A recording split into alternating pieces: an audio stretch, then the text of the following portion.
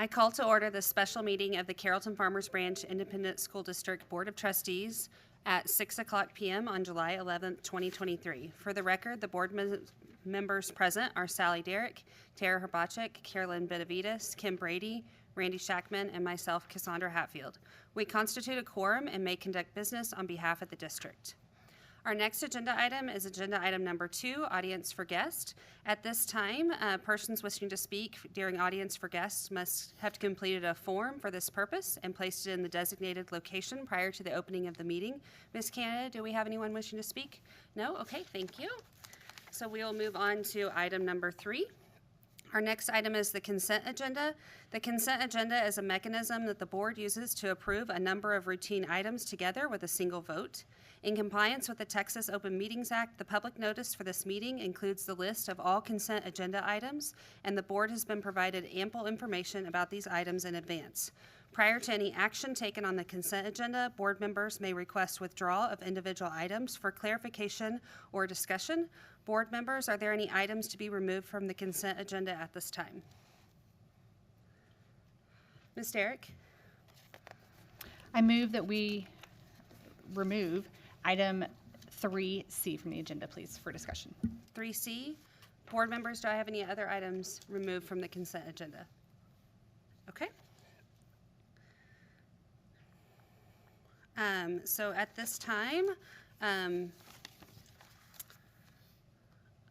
since there is an item to be removed from the consent agenda, 3C, do I have a motion regarding the rest of the consent agenda?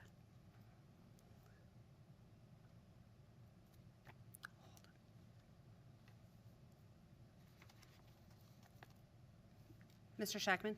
I move that the consent agenda be approved as presented with the exclusion of item 3C. Thank you. Do I have a second? Ms. Brady, with a second. Is there any discussion? Ms. Herbachik? Yeah, I just want to, in response to some questions I had asked about this item, I just want to reiterate to staff my expectation of communication with the campus stakeholders at the beginning of the process when there are significant changes to their campus. I think the stakeholder comments and review of that is critical. The campus principal, staff, parents, but staff know how things are operated at that campus, and when they are not included in those discussions at the beginning of the process, that is a problem. So that is my expectation moving forward. Thank you, Ms. Herbachik. Any other comments from board members? Okay. At this time, all in favor, raise your hand. Any of those opposed? All right, with a vote of 6 in favor, 0 opposed, the motion carries.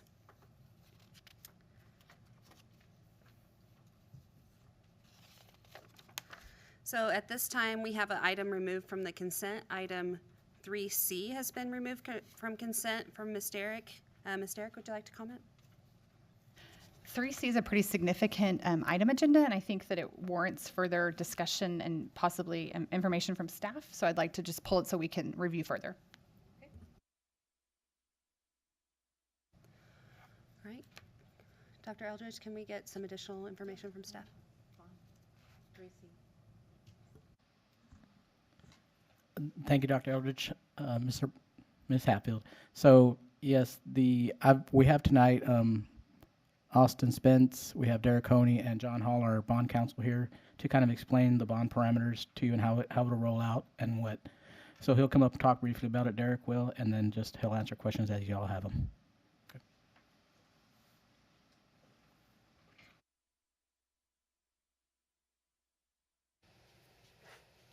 Well, good evening to everyone. Again, I'm Derek Coney with RBC Capital Markets, and you all hired my firm as the district's financial advisor on its bond matters at your last board meeting. So I look forward to working with you all and getting to know each of you better as we go along. And the item you have before you tonight is a bond order that will delegate the authority to Dr. Eldridge and Mr. Guerra to finalize the sale of up to $400 million of your new bond authorization.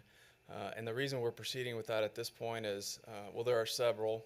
One, to take advantage of long-term bond interest rates, which are still relatively attractive, especially attractive over historical rates. Secondly, as you may have seen in the news, there's been a lot of discussion and debate over property tax reform. And just yesterday, we got news that the House and the Senate and the governor have agreed to a plan in principle. And one of the big items that goes along with that is hold harmless additional state aid. When you increase the state homestead exemption, which will lower your property tax values and make it harder to generate tax money to pay debt, the state hopefully, and they have in past cycles as well, has given districts hold harmless money to make up for that lost tax revenue. That money can be significant, and we don't know the final terms of how it will work, but how it's worked historically is any debt issued by 9/1, the upcoming 9/1 of that year would get additional funding. So we've calculated at this point that that money could be up to $37 million on a $400 million bond sale. So as you can see, that's significant, and we want to put the district in a position to take advantage of that. So that's the big reason. The third reason is we need to get the debt sold and in your tax rate calculations when you adopt your tax rate next month to be able to levy the tax to support that. And although we don't anticipate a tax increase, the debt needs to be in your calculation to be able to levy your existing INS tax rate. So that's kind of a general overview of our plan, and again, the bond order. And if you have specifics about the legalities or the parameters, John Hall is here and can answer those as well. But that's sort of an outline of what our plan is at this point, and I'm happy to take any questions or elaborate on any of that. Board members, additional questions? Mr. Patrick?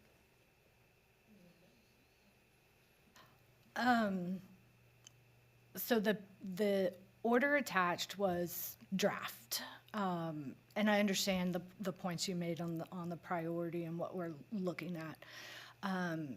But it's not clear. I don't think it's clear on what we're approving. Well, it's more clear now from what you said, up to $400 million as a sale right now. Now, that's a lot of debt at one time.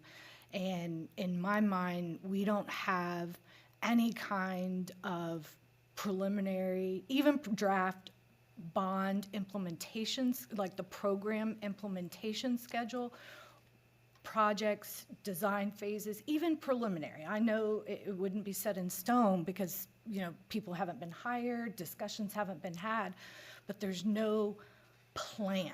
And this is a lot of debt for no plan. I mean, tell me if that's not the right way to look at it, or any comment? Yes, it does. It is a lot of debt, but like we were trying to explain, when we get this process started, we have to have the money in the bank, so to speak, to be able to release the architects, because they'll start the design phase. They'll get with our new chief construction officer, and they'll start all those, and they'll develop a thing rather quickly. But in the meantime, we'll say we'll get the bond sale ready to go, and if like I said, the rates are right, then we'll move forward. So by the time we do get our pool of architects, they'll hit the ground running with our new guy, and then the money will be in place, because we'll have to have the money in the bank in place to start releasing contracts to the architects, to the general contractors, to all this, to the people who run the soils report, things like that. So all that stuff has to be in place for us to be able to move forward as soon as we can.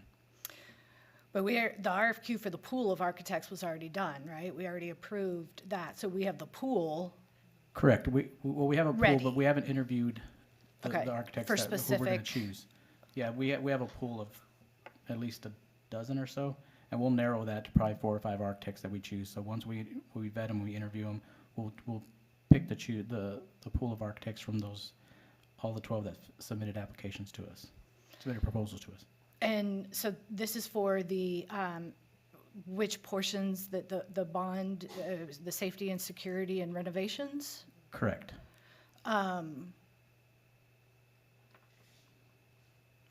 Just no timeline. There's no plan. Mr. Shackman? Couple of thoughts here. First of all, and Mr. Gurry, you may need to chime in on this. Isn't this the similar process that we used with the 2018 bond? Yes, sir. It's the exact same process. That's what I thought. It was that bond was a little bit smaller. Right. Obviously, it's half the size, but Right. yeah, it was done the same way. Like especially with renovations, it's not like we're building new campuses. We're starting from scratch. We're going to start with the renovations and the security upgrades first. So that's a different process when you're starting to build, because you have to go in the design process, and that's why we have the new guy coming on board to help with the architects and get us the vision we want to get all these renovations done. So Yeah. we have to cut them loose first. I like to follow success, and I think our 2018 bond process and the bond overall was very effective. The other part of that is, isn't this the language up to, doesn't mean we're going to all 400 million right now. It may be incremental over a period of time, and I think that gives us the opportunity to put our foot down and say, well, we're going to stop at some point in time if it were to be important. So I do think, if I may, the order does allow the bonds to be sold in increments. Our plan with this today would be to sell 400 million now, put it in the bank, and then you certainly can draw on it to do your projects as you go along. And I did fail, there was a fourth point I failed to mention that I just remembered as a reason to kind of move forward with the first installment now is investment rates. You know, in the past 5 years or so, we used to tell our clients, like, you know, you're earning zero, don't sell the debt until you absolutely need it because you don't want to start paying interest. Well, now current investment rates are about 1% over what the rate on the bonds is going, what we project it will be. So it's actually a good opportunity to create some interest earnings and do more projects with those earnings. thank you. Ms. Derrick? I appreciate that last statement, because my first concern is, why are we drawing $400 million to start to own as debt when we don't even have a plan in place of a written explanation of what we're going to use the $400 million in order of plan? Like, I feel like we're just running to the bank to pull money without anything laid out in order. But I at least am happy to hear that there's the earnings potential on the $400 million if we do go ahead and sell that full amount at this point. Can you speak more to the INS rate? So you said that next month we will post the tax levies on homeowners and how that'll impact the INS rate if we do it now versus we delay a month or two? Yes, ma'am. So I think the plan now is to adopt your tax rate in your budget August 17th or potentially August 24th to include this new debt, you know, any payments on the new bonds. The bond issue has to actually be closed by the time the board adopts that tax rate. So it's about a 30-day process from really when we go to when we close, kind of like a mortgage closing. So we need to back up from there to when we need to sell the bonds late July, early August to actually get it in that calculation so you can levy the same tax rate. Now, if you wanted to not, say if you're going to put the bond issue off a year or so, you know, there's other things we could do to keep your tax rate where it is, but that would kind of put us back another year. You know, we'd revisit this again next summer Okay, that's helpful. Thank you. to not have a further INS tax rate increase. Right, which we are not interested in doing. Okay, my other question is the Bond Oversight Committee. I know that we've talked about this, you know, creation, and we've submitted names, but have we had any action on the Bond Oversight Committee? Because I also feel like that needs to be in place and rolling before we start drawing all these dollars on projects. Yes, and we have all the names for the committee. As you know, we're hiring someone tonight to come in to oversee the construction, and we weren't gonna have any meetings until we had that person on board. So the planning still has to come, and as far as not having a plan, this is just part of the process. I mean, we've got to get that stakeholder feedback, and time is of the essence. So that's all coming. Mr. Botchett? And the financial reasons, all I understand and valid completely. But I do want to follow up on the 2018 bond that yes, we issued those quickly, but we also had a bond schedule was presented to us before we issued the first series, which is around 116 million. So I did not go back to verify whether that schedule was final and met and stayed, with it, but there was some information, on that. Thank you. Mr. Schagman? I knew you got on the block because I wasn't at some of those meetings last year, but correct me if I'm remembering this wrong.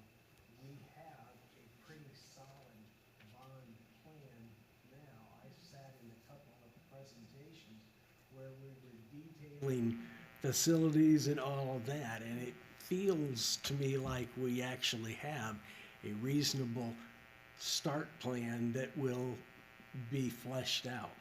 And so I'm fairly comfortable with that, but anyway, that seems to be something that we've got in place.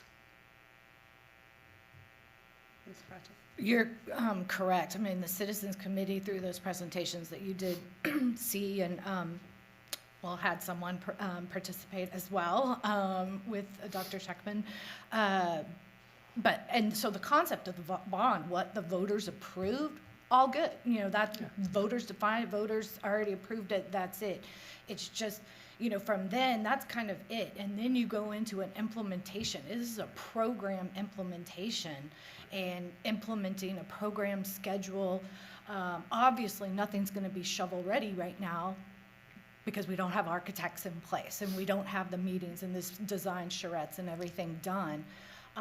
It's just, it was 400 million is a lot of money with nothing bond implementation to look at. Board members, any additional comments? Ms. Benavides? Thank you. Now, so this is a normal process, considering everything that's been shared here, to get money before we have all of these plans in place? Is that, across the board, Texas does it that way? We're used to doing it. I know Mr. Shackman shared that last time they did. For the most part, yes. I would say all districts are working on different timelines, but, I work with a lot of school districts, and almost all the small ones will sell the full installment, as soon as they can, a month or two after the election, and get started on the projects. To speak more to specifics, there's a federal tax law that when the school district sells bonds, the district CFO will have to attest that the school district can use those proceeds within a 3-year period based on your best expectations at that time. And I think, I'm not privy to all the projects and what's going on with the projects, but I know that's how we came up with the list of close to 400 million is what could be reasonably expended in that time without going over that 3-year limitation. And also trying to maximize all the financial things I talked about and generate as much additional money as we can on that side. So there is a basis or a list that you've calculated up to 400 million in existence? That's why you came up with that number? Yes, ma'am, absolutely. The renovations and updates to our campuses and facilities are the main part, 349,190,000. And it's all the fiber that we talked about in the board presentations. There's restroom updates to 4 middle schools, 2 high schools, and 4 elementary schools. There's front office updates for painting and flooring for 4 middle schools and 2 high schools. There's library renovations at 4 middle schools. There are cafeteria updates at 2 middle schools and 2 high schools. There's classroom renovations at 2 middle schools and 2 high schools. So it just kind of keeps going on kitchen updates in 4 elementary schools. And there's building systems for all the mechanical and MEP updates that we need as well at 19 different sites throughout the district. And that's the renovations and updates part of it. The other part was the security upgrades. That was 37.7 million. Thank you. And kind of the reason for the, not the urgency, but the reason we'd like to move forward is because this past year, or even this past election, when we passed our bond through the voters, $22 billion passed, and over this past year was over 30 billion combined. So the previous record was like 12 billion. So now I feel like the longer we wait, the less opportunity we'll have to get better contractors, better architects, because they'll get to pick and choose who they want, because there's so much work right now throughout the state of Texas. So like I said, we went from 12 billion to over 30 billion, so it's a big increase. So a lot of people are going to say, well, we can't do this work. We'd rather go do this work. So we need to get these in right now. Because I know, when Malcolm was here, he talked a lot about renovations, kind of the job that nobody wants. So we feel like if we don't get these people now, then they're going to say, well, I don't want renovations. I'd rather do a brand new school from scratch. So these are the kind of the constraints that we have as well. That's what we considered moving forward. Mr. Bocek? So for context, Ms. Benavides, to clarify, now those items were brought to us, if you remember, from the committee, like safety and security was 37, I think? 37, and then renovations was next. So that was all defined by the committee, and those projects are there. And then to answer your question, just a little more context from the construction point of view, if this is the normal process, it would be. I mean, you have to, just as, Mr. Garris said, you have to get the money in the bank to be able to hire the architects, to have the meetings, to start the design, to be able to do it. And we had those conversations about escalating construction costs as well during the committee discussion, because that's something to consider as well. That it's just going up and up, and as said, busy, and we want the quality folks. So it is a normal process. That's not my, concern at all. It was just no preliminary plan. So no concern on what's being done that way. Hopefully that helps. Ms. Derrick? I will say the list that you just provided would have been helpful for us to have had, because I think that explained where the 400 million was going, and I think that's a lot of our hesitation is like, 400 million is a lot of money. I don't think any of us up here are gonna deny that, and as good stewards of the taxpayer dollars, we wanna know exactly what we're spending the money on. So I definitely think that, thank you for that explanation of all the dollars, but I think if we would have had that ahead of time, it would have helped to ease some of the hesitation tonight.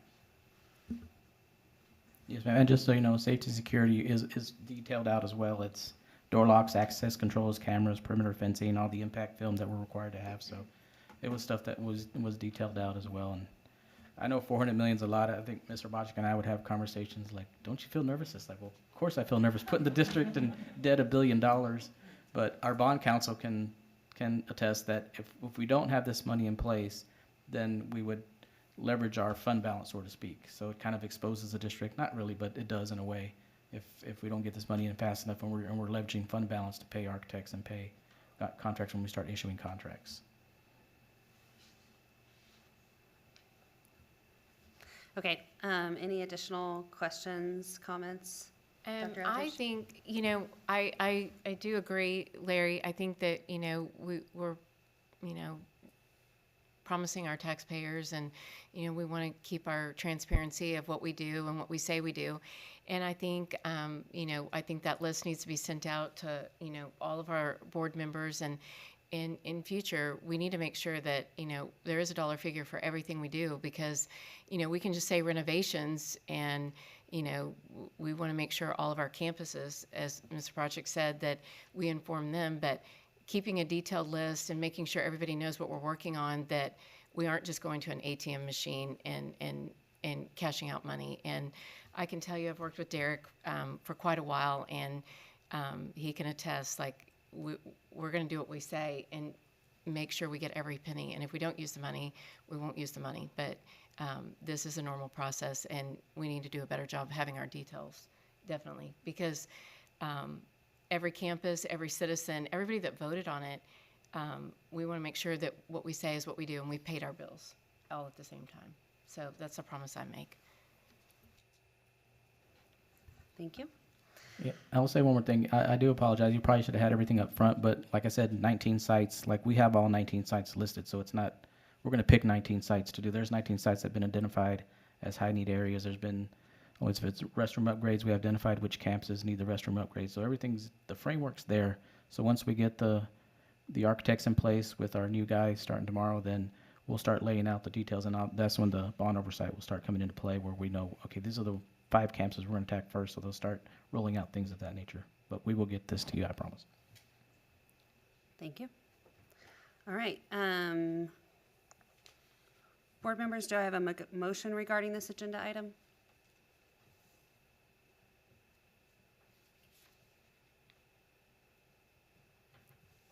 Okay. So with that, if we don't have a motion for this item, then we will need to make some kind of a decision, be it that we're going to hold on this agenda item until a later date, it sounds like. Okay, Ms. Brady? I make a motion that we go ahead and approve item C from the consent agenda. Okay, I have a motion from Ms. Brady. Do I have a second? Mr. Shackman, is there any discussion? Okay, all those in favor, raise your hand. 5 in favor, all those opposed? 1 is opposition, the motion carries. The board will move on to the next agenda item, number 4, comments from board members regarding posted agenda items. Board members, do you have any comments you wish to make at this time related to posted agenda items? I will just add a comment on this item. I think that this really highlights the need for the importance of communication. So at this point, being that this motion has carried, I think our communication to our constituents and also our community is critically important in addition to the board. So I'd like to ask that we consider a weekly update in the board memo about the bond so that we're aware of the progress at a minimum, and then follow up about what communication plans we have at this point with our constituents. Because this is a major decision and impacts, like Mr. Bocek said, our campuses, also our constituents in the community. We want to make sure it's clear what this decision means for the community. So, okay, any other comments? So, ladies and gentlemen, we've reached the end of our agenda, and we are adjourned at 6:26 p.m.